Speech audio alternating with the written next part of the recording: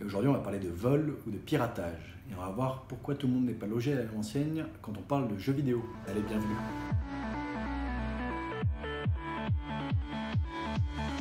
Salut les amis, c'est Charles Gauthier, je suis ravi de vous retrouver aujourd'hui pour une nouvelle vidéo. On va donc parler de piratage et de vol d'idées de jeux et ainsi de suite, tout ce qui peut vous faire peur aujourd'hui.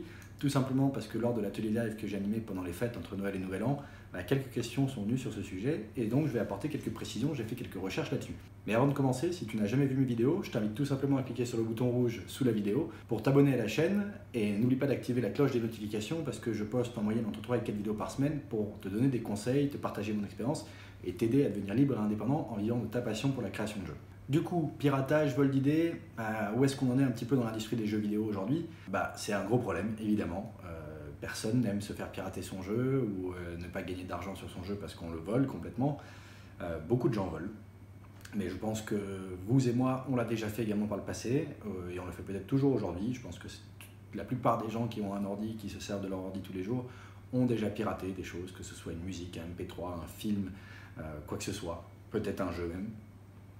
Donc on l'a tous déjà fait et j'aimerais qu'on puisse parler de ça parce que évidemment c'est un problème pour l'industrie, c'est un problème pour le créateur de jeux qui souhaite en vivre et on va voir un petit peu quels peuvent être les impacts et comment on peut éviter ça parce que pour l'industrie de la musique, des films, du cinéma, de tout ça, clairement ça représente des milliards de pertes pour ces industries chaque année, donc plutôt compliqué à gérer. Et qu'en est-il du jeu vidéo?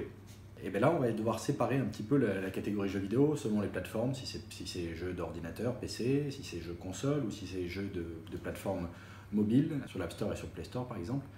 On va donc voir un petit peu qu'est-ce qui différencie ces industries et pourquoi les jeux vidéo mobiles sont intéressants du point de vue du piratage ou du vol d'idées.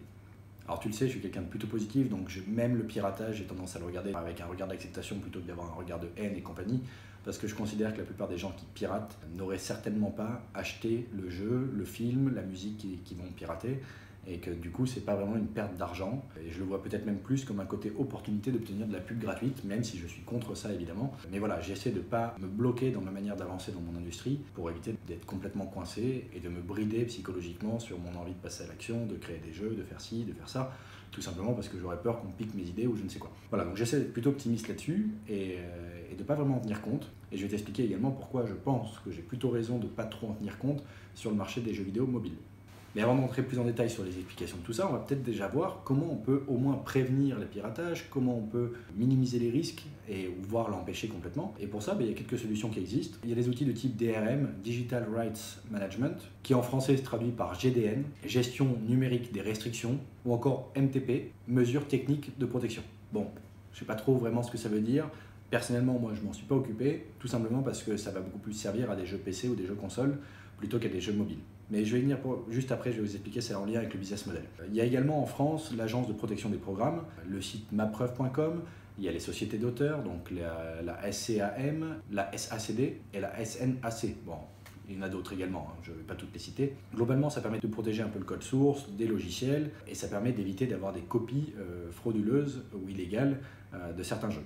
Comment ça fonctionne? En gros, ça va, par exemple pour les DRM, ça va demander un code de série, une licence pour pouvoir activer le jeu. Ça va demander aux joueurs par exemple d'être également en permanence connectés en ligne pour être toujours relié à un serveur qui vient vérifier la provenance du jeu, même si le jeu en lui-même n'est pas multijoueur et n'a pas besoin du jeu en ligne. Donc ce qui peut être dangereux parce qu'on peut venir complètement nuire à l'expérience du joueur qui lui a payé. Et donc là, on a les fesses entre deux chaises et ça devient compliqué à gérer, donc c'est quand même très dangereux pour un jeu. Alors évidemment, tu le sais, je te l'explique depuis le début, les business models sur mobile ne sont plus payants, ou très rarement. C'est beaucoup plus vrai pour des jeux PC, pour du Steam, pour des jeux consoles, même s'il y a aussi des jeux freemium et free-to-play sur ces plateformes. Mais voilà, ça va être beaucoup plus vrai sur des jeux qui sont payants. Et sur mobile, il n'y a plus de jeux payants, ou quasiment plus. Et je te conseillerais jamais d'en faire, sauf cas particulier. Donc au final, le fait de se faire voler son jeu ou se pirater le jeu n'a plus trop d'incidence quand on est sur du mobile, sur des modèles free-to-play ou freemium. Tout simplement parce que la monétisation de ton jeu, elle est intégrée à ton gameplay. Donc si le pirate arrive à l'avoir d'une manière X ou Y, je ne sais même pas comment il pourrait le faire, et joue à ton jeu, au final il va quand même générer de l'argent. Donc il devient un utilisateur et un client potentiel. Alors que sur des jeux payants, c'est pas forcément le cas. S'il n'a pas payé, qu'il a réussi à avoir une copie, il l'a pour lui, il peut y jouer, il n'a peut-être pas accès à tout, mais tu recevras jamais ton argent. Alors que sur mobile, potentiellement oui. Et puis je sais pas trop comment on peut pirater sur mobile personnellement. Mais voilà, mais en tout cas, moi personnellement, je ne m'en soucie pas, tout simplement parce que le business model étant associé à mon gameplay du jeu, à la base de mon jeu, je peux gagner ma vie même si on me vole mon jeu, entre guillemets. Donc je m'en fiche un peu plus, et puis j'essaie de ne pas perdre de temps et d'énergie là-dessus. Il y a toujours un risque, plutôt que de se faire pirater d'ailleurs sur mobile, il y a peut-être plus un risque de se faire voler son idée de jeu, c'est-à-dire je mets en ligne mon jeu, mais je ne sais pas très bien le promouvoir et ainsi de suite.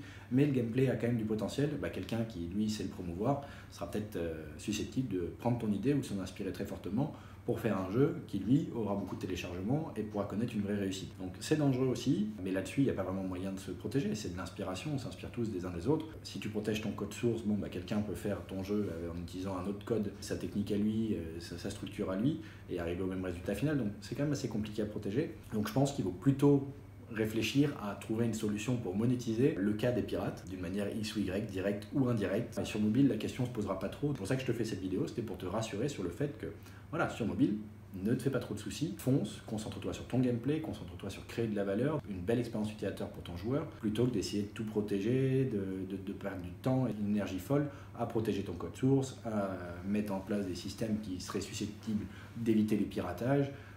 Je pense qu'Apple et Google ont mis en place des stores qui sont déjà suffisamment bien faits pour éviter le piratage. Bon, il y a toujours moyen d'avoir un iPhone jailbreaké, idem peut-être sur le Play Store, je ne sais pas trop.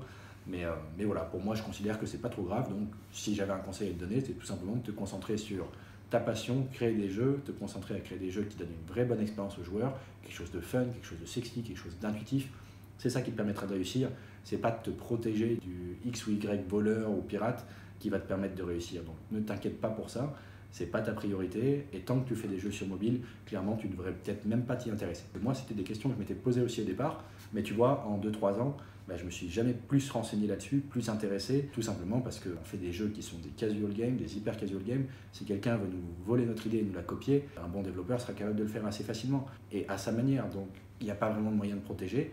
Mais par contre, il n'y a pas trop de risque de se faire pirater dans le sens où c'est mis en ligne sur certaines plateformes et que les jeux sont gratuits de toute façon et que le business model est lié au noyau de jeu. Donc je ne suis pas très inquiet et je t'invite à faire de même pour avoir l'esprit plus tranquille et pour avancer vraiment sereinement sur la suite de la production de ton jeu. Alors j'espère que cette vidéo t'a plu, qu'elle aura pu t'être utile. Donc n'hésite pas à me mettre un gros pouce bleu pour me le faire savoir, ça fait toujours plaisir en plus. Je t'invite également, si tu n'es toujours pas abonné à cette chaîne, à tout simplement cliquer sur le bouton rouge sous la vidéo pour t'abonner à la chaîne. N'oublie pas d'activer la petite cloche des notifications pour recevoir les notifications de chaque nouvelle vidéo qui sont mises en ligne. C'était Charles Gauthier, je te remercie de m'avoir écouté. Je te dis à très vite pour la prochaine vidéo. Ciao!